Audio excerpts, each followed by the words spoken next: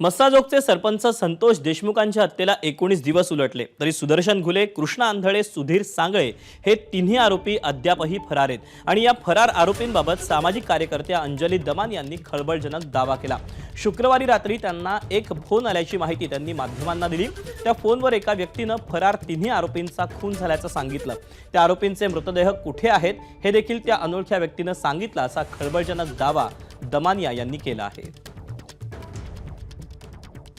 Vishweshwar कल्याणला 3 dead body सापडली, पण काही खात्रीला एक माहिती नाही। अजून आपण ओपन नाही करायचं।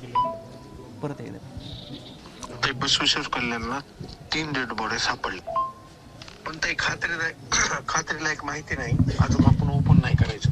हे कोणाचा फोन आहे, कुणी केलेला आहे? हा एका व्यक्तीने काल रात्री 11:15 फोन केले, आधी फोन केले।